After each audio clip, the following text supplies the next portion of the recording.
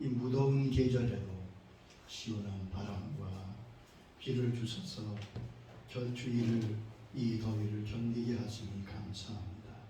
오늘도 말씀의 단비를 성령의 은혜를 저희에게 내려 주옵소서. 예수님의 이름으로 기도하옵나이다. 아멘. 하나님의 말씀 신약성경 히브리서 6장 1절로 3절까지의 말씀입니다. 신약성경 357면이 되겠습니다. 그러므로 우리가 그리스도의 초보를 버리고 죽은 행실을 회개함과 하나님께 대한 신앙과 세례들과 안수와 죽은 자의 부활과 영원한 심판에 관한 교훈의 털을 다시 닦지 말고 완전한 데 나아갈지니라. 하나님께서 허락하시면 우리가 이것을 하리라. 아멘. 그리스도의 도의 초보, 오늘 말씀 그대로 말씀을 전합니다. 예수님께서는 우리의 신앙생활과 인생의 삶을 한마디로 집을 짓는 자라고 말씀하셨습니다. 너희는 집을 짓고 있다. 인생의 집, 믿음의 집. 그런데 집이 다양하잖아요. 여러 형태의 집이 있는 것 같지만 우리 주님은 딱 두 가지로 인생의 집 말씀하셨습니다. 첫째는 무너지지 않는 집, 둘째는 무너지는 집. 여러분, 저와 여러분은 이 두 집 중에 하나를 짓고 있습니다. 모든 인생이 같아요. 무너지지 않는 집을 짓고 있는 사람도 있는가 하면 대단하고 화려하게 굉장한 집 같지만 결국 다 무너져 버리는 인생과 인생의 집을 짓고 있다고 말씀하셨습니다. 주님 뭐라고 하셨어요? 무너지는 집과 무너지지 않는 집의 차이가 무엇입니까? 집을 짓는 재료도 아니고 높이도 아닙니다. 모습도 아니에요. 딱 한 가지입니다. 그 기초를 어디에 세워합니다. 내 인생의 터가 어디냐? 너는 어디에다 집을 세우고 있느냐? 기초를 얘기할 때 제가 보았던 특이한 두 건물을 생각합니다. 엠파이어 스테이트 빌딩, 옛날에는 세계에서 가장 높은 빌딩으로 여겨졌던 뉴욕에 있는 빌딩이죠. 102층인데 1930년 대공황 때 기적처럼 지은, 지금도 것들이 서 있는 그러한 건물입니다. 또 하나는요, 이태리 피사에 있는 피사의 사탑. 저는 그것을 본 적이 있는데 그 집은 완전히 이렇게 기울어져 가더라고요. 기초를 잘못 쌌는지 해마다 점점 기울어서 결국 보수공사를 한다 하는 얘기를 제가 들었습니다. 여러분, 어디에다 기초를 세워 인생과 삶의 집을 짓느냐, 이게 매우 중요합니다. 그런데 터는 잘 보이지 않습니다. 그러나 그 터가, 그 기초가 건물의 생명을 좌우합니다. 잘못된 터는 집을 무너뜨립니다. 모래 위에 지은 집이라고 말씀하셨지요. 그러나 반석 위에 지은 집은 폭풍이 와고 바람이 불어도 무너지지 않는다고 말씀했습니다. 우리는 어느 터 위에 인생과 믿음의 집을 세워가고 있습니까? 우리의 터는 누굽니까? 어디입니까? 그것을 성경은 말씀하고 있습니다. 고린도전서 3장 11절에 우리의 터가 무엇임을 말씀했습니다. 이 닦아둔 것 외에는 능히 다른 터를 닦아줄 자가 없으니 이 터는 곧 예수 그리스도라. 이 터는 곧 예수 그리스도라. 우리는 예수님이라고 하는 터 위에, 예수님이라는 기초 위에 집과 신앙을 세우고 있습니다. 에베소 2장 20절에도 말씀하셨습니다. 너희는 사도들과 선지자들의 터 위에 세우심을 입은 자라. 그리스도 예수께서 친히 보트기 돌이 되셨느니라. 우리는 예수님과 그 믿음을 계승한 사도와 선지자의 터 위에 집을 세웠습니다. 여러분, 세상은 다 무너지지요. 무너지지 아니하는 나라나 그 어떤 것도 없습니다. 유럽 교회도 이미 무너졌습니다. 미국 교회도 무너져가고 있습니다. 한국 교회도 위험합니다. 그런데 성경은 우리는 흔들리지 아니하는 나라를 상속받았다고 말씀하셨습니다.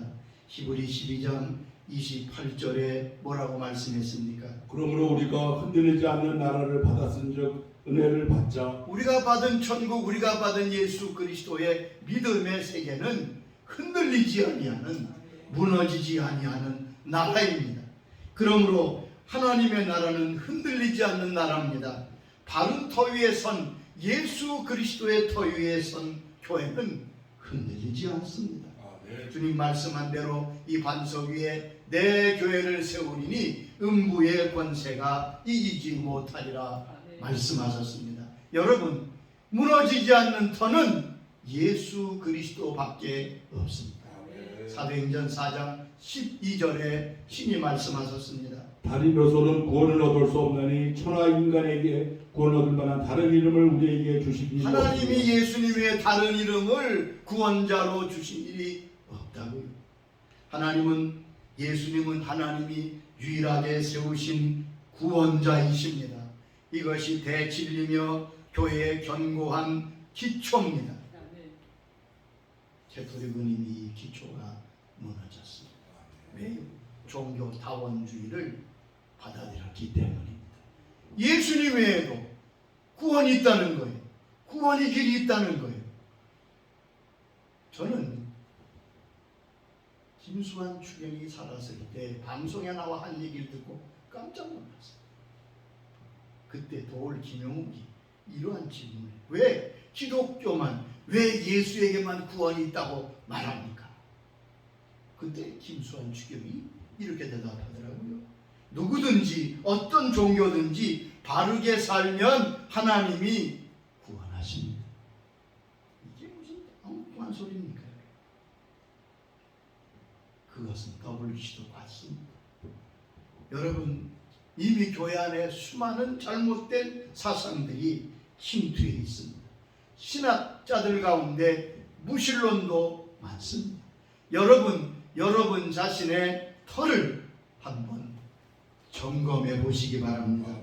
어느 목사님이 중병으로 세브란스 의대 병원에 입원해 있을 때 갑자기 심장이 멎어서 잠시 천국에 갔다 오자.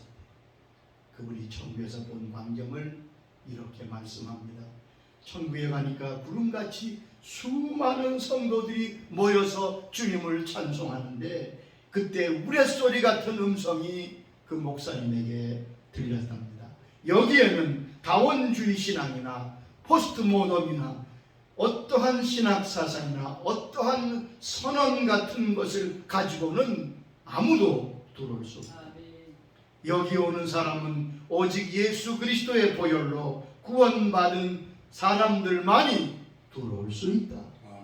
그러면서 그분은 깨어나 주님을 찬양했습니다. 요한계시록 7장 9절로 14절에 보면 똑같은 말씀을 합니다. 이 흰옷 입은 자들이 누구며 어디서 왔느냐?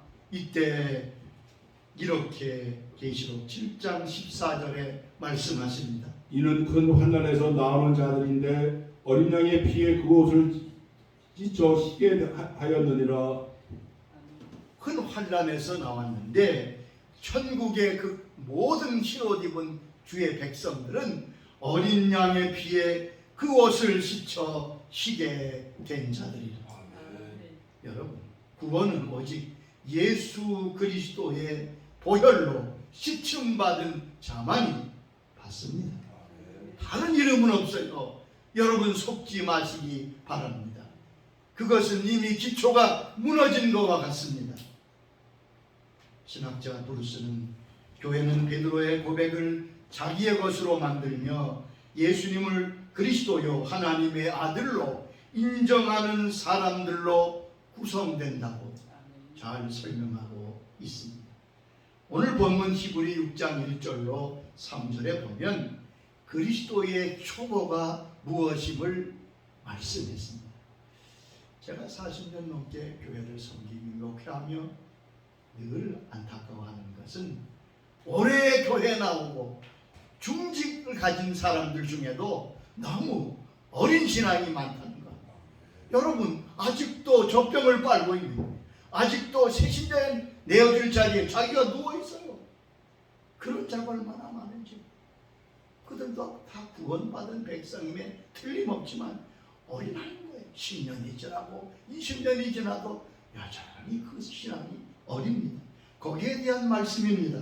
오늘 여기 보면 우리가 그리스도의 도의 초보를 버리고, 이 부분은 좀 잘 이해가 돼야 될 번역상의 문제가 좀 있습니다. 그리스도의 초보를 버리고 그런 뜻이 아니라 그리스도의 초보를 벗어나서 그런 뜻입니다.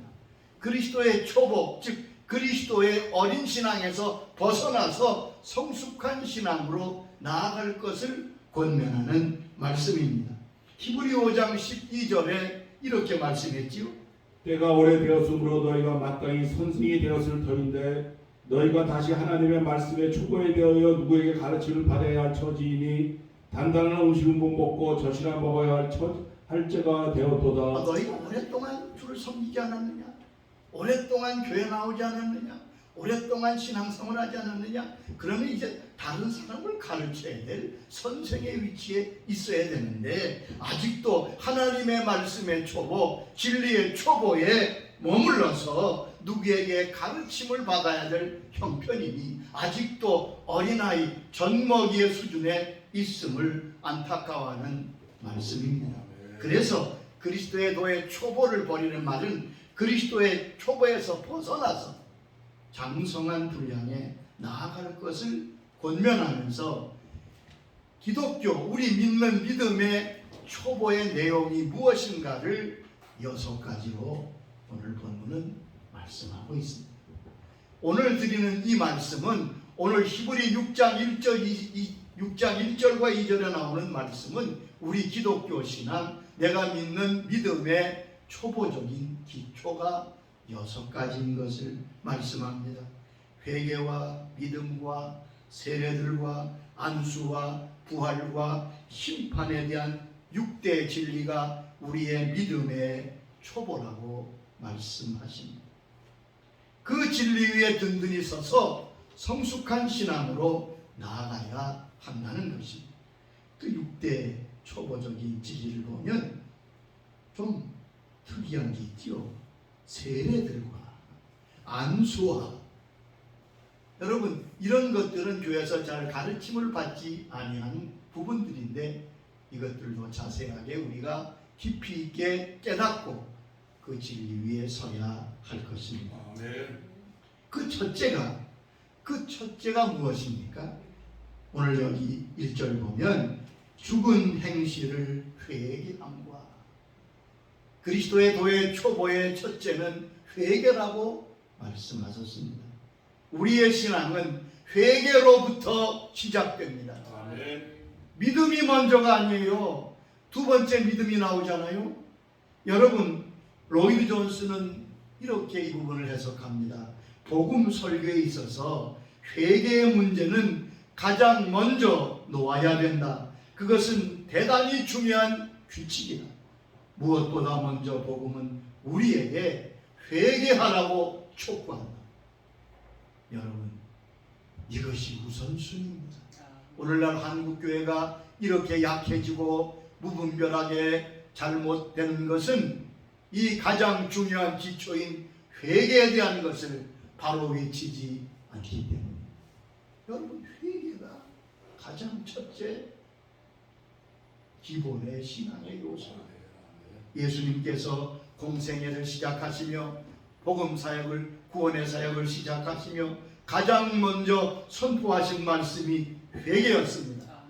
마가복음 1장 15절에 말씀하셨습니다. 때가 작고 하나님의 나라가 가까웠으니 회개하고 복음을 믿으라 하시니라. 회개하고 복음을 믿어라. 그저 믿으라 그러지 않으셨잖아요. 너희가 회개하고 복음을 믿어라.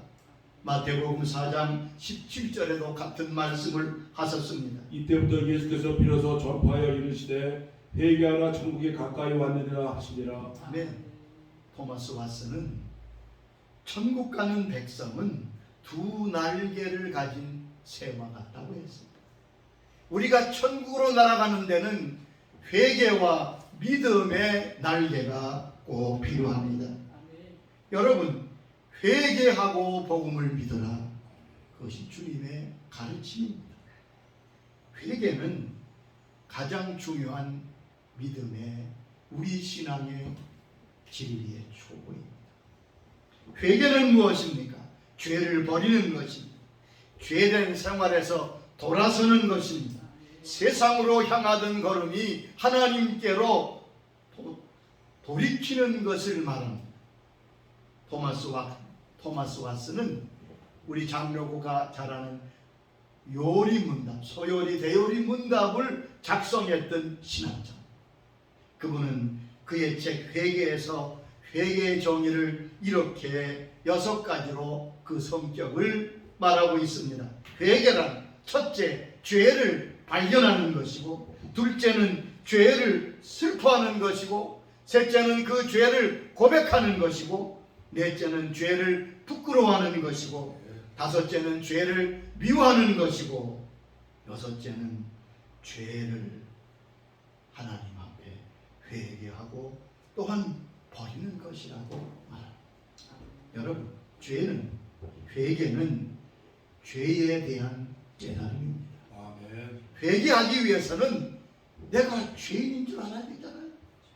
누가복음 5장 31절 32절에 우리 주님이 하신 말씀을 기억하세요. 예수께서 대답하여 이르시되 건강한 자에게는 의사가 쓸데없고 병든 자에게 쓸데있나니 내가 의인을 부르러 온 것이 아니요 죄인을 불러 회개시키러 왔노라. 자, 병든 자라야 의사가 필요하지요. 건강한 사람에게 무슨 의사가 필요하느냐? 주님이 방문하면서 내가 의인을 부르러 온 것이 아니다. 죄인을 불러 뭐하게요? 회개시키러 왔다. 그죠? 죄인을 부르러 왔다 그러지 않았었어요? 죄인을 불러 회개시키러 오셨다고 말씀했습니다. 그러므로 여기에 죄인은 자신의 죄를 깨달은 사람을 가르칩니다. 죄인이지만 그 죄를 깨닫지 못하면 회개하지 않습니다. 여러분, 회개는 죄를 깨달음으로부터 시작됩니다. 내가 죄인이구나. 내가 죄를 지었구나. 자기가 죄인임을 깊이 깨달을 때 비로소 회개하게 되잖아요. 그러면 사람이 자신의 죄를 언제 깨닫습니까? 여러분, 나가서 물어보세요. 너는 죄인이다. 천만에 자기를 죄인이라고 여기는 사람은 겁이 없습니다. 근데 우리는 내가 죄인이라고 고백하잖아요. 사람이 자신의 죄를 깨닫는 데는 3가지 통로가 있습니다. 첫째는 양심을 통해 자신의 죄를 깨닫게 됩니다. 양심은 인간 내면에 있는 하나님의 음성입니다. 양심은 언제나 우리에게 주께서 하신 말씀을 들려줍니다.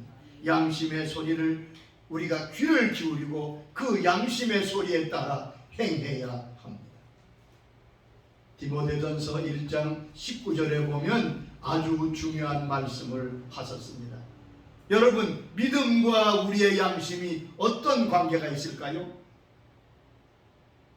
우리 주위에 만약 믿음으로 산다고 하면서 나는 그리스도라 하면서 전혀 양심 없는 행동을 하면 그 사람은 믿음의 사람이 아닙니다. 디모데전서 1장 19절에 믿음과 착한 양심을 가지라. 어떤 이들은 이 양심을 버렸고 그 믿음에 관하여는 파선하였느니라. 잘 보세요. 믿음과 선한 양심은 그릇과 담긴 물과 같습니다. 여러분, 그릇은 양심이고 물은 그 안에 담긴 믿음입니다. 그런데 선한 양심이 깨어지면 물은 어떻게 될까요? 흘러가요. 여기 말씀했잖아요. 어떤 사람이 양심을 버렸고 믿음에 관하여 파선하였느니라. 여러분, 양심을 통해 말씀하시는 주의 음성에 순종하고 주 앞에 나가실 수 있기를 바랍니다. 그것이 하나님이 우리의 죄를 깨닫게 하시는 통로예요. 두 번째는 하나님은 하나님의 말씀을 통하여 죄를 깨닫게 하십니다. 사람의 양심은 완전하지 않습니다. 죄의 타락으로 오염되어 화인 맞은 심령도 많습니다. 더 확실하게 죄를 깨닫게 하는 것은 하나님의 말씀입니다. 하나님의 말씀은 검이 되어 우리의 심령을 찌릅니다. 우리의 죄를 드러냅니다. 우리의 마음의 잘못과 허물을 깨닫게 합니다. 오늘날 많은 사람들이 말씀을 듣다가 말씀을 읽다가 깨닫고 회개하는 것을 볼 수 있습니다. 사도행전 2장에 오순절에 성령 임한 후에 베드로가 많은 사람들에게, 그 당시에 유대인들에게 강력하게 주의 말씀을 선포합니다. 사도행전 2장 36절에 베드로의 설교를 들을 수 있습니다. 그런즉 이스라엘 온 집은 확실히 알지니 너희가 십자가에 못 박은 이 예수를 하나님이 주와 그리스도가 되게 하셨느니라. 여러분, 베드로의 설교가 무엇입니까? 너희가 십자가에 못 박은 그 예수님이 바로 메시아다, 그분이 구세주다, 하나님의 아들이시다. 그랬더니 그 말씀을 들을 때, 그 말씀이 선포될 때 어떻게 되었어요? 사도행전 2장 37절에 말씀했습니다. 그들이 이 말을 듣고 마음에 찔려 베드로와 다른 사도들에게 물어 이르되 형제들아 우리가 어찌할꼬. 보세요. 저들은 하나님의 말씀에 찔렸습니다. 저들이 못 박으라고 외쳤던 그 예수님이 하나님의 아들이심을 깨닫게 됐어요. 형제들아 우리가 어찌할꼬. 너희가 회개하여 각각 예수 그리스도 이름으로 세례를 받고 죄 사함을 받으라. 그리하면 성령을 선물로 받겠다. 말씀을 받는 가운데 죄를 깨닫고 회개하는 것이 얼마나 놀라운 일인지 알 수 없습니다. 재미난 것은 빌리그리암 집회 때 늘 이런 일화가 있습니다. 많은 사람에게 주의 복음이 증거되는데 꼭 집회 나중에 이런 광고가 있다고 합니다. 여러분, 이 앞에 많은 지갑들이 놓여 있습니다. 지갑 주인들은 확인해보고 찾아가시기 바랍니다. 왜 그러냐면 사람들이 엄청 모이니까 소매치기들도 많이 들어온 거예요. 거기. 그리고서는 일단 지갑을 훔치지 않겠어요? 근데 사람들이 집회 중에 나갈 수가 없으니까 그냥 가만히 있어 말씀을 듣습니다. 그런데 그 소매치기들이 말씀을 듣고 회개하여 그 지갑을 앞에 갖다 놓습니다. 말씀을 듣고 회개하는 그러한 경험들을 저는 목회하면 여러 번 겪어보았습니다. 성 어거스틴은 젊을 때 방탕하였지. 어떻게 그가 하나님의 사람이 되었겠어요? 그가 어떻게 회개했어요? 한 번은 자기 집에 앉아 있는데 밖에서 어린 소녀들이 막 뛰면서 노는데 이런 노래를 하는 거예요. 펴서 읽어라, 펴서 읽어라, 펴서 읽어라, 펴서 읽어라는 아이들의 노는 노래소리를 듣고 갑자기 앞에 있는 성경을 펴서 읽었습니다. 그런데 그 성경은 로마서 13장 11절 이하의 말씀이었습니다. 밤이 깊고 낮이 가까웠으니 어둠의 일을 벗고 빛의 갑옷을 입자. 이 말씀이 탕자였던 어거스틴을 거꾸로 들었습니다. 그는 하나님 앞에 회개하고 새로운 사람이 되었습니다. 여러분, 주의 말씀을 읽을 때, 주의 말씀을 펼칠 때 주님 내게 말씀하여 주시옵소서. 나의 허물과 죄를 보게 하여 주시옵소서. 여러분 기도하시기 바랍니다. 세 번째, 하나님은 성령을 통하여 죄를 깨닫게 하십니다. 성령께서 이 땅에 오신 목적은 우리로 하여금 거듭나서 예수 그리스도를 영접하고 하나님의 자녀가 되게 하는 귀한 역사를 이루시려고 오셨습니다.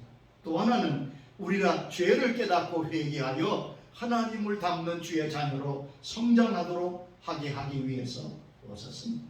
요한복음 18장 16장 8절에 이렇게 말씀했습니다.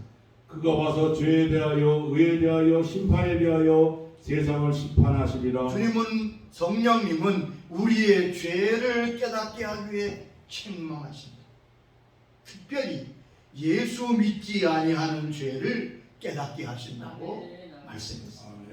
요한복음 16장 9절에 말씀했습니다. 죄에 대하여 함은 그들이 나를 믿지 아니하며, 죄에 대하여 함은 그들이 나를 믿지 아니하며. 지금은 천국 가신 다니엘 곡성 곡성에 있는 다니엘 수양관의 박영문 장로님이 그 많이 간증을 해서 아시잖아요. 갑작스러운 하나님의 은혜로 그는 천국에 가서 천국을 보고 지옥을 보게 돼요. 특별히 하나님의 심판대 앞에 서게 됐습니다.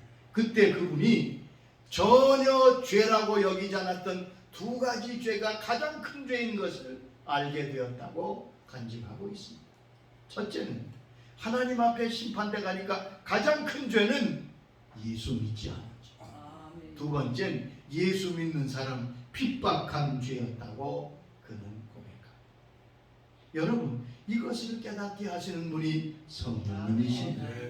회개는 자신의 죄를 깨닫고 버리는 것입니다. 죄를 깨닫는 것은 단순히 지적으로 그 죄를 인정하는 것을 가르치지 않습니다.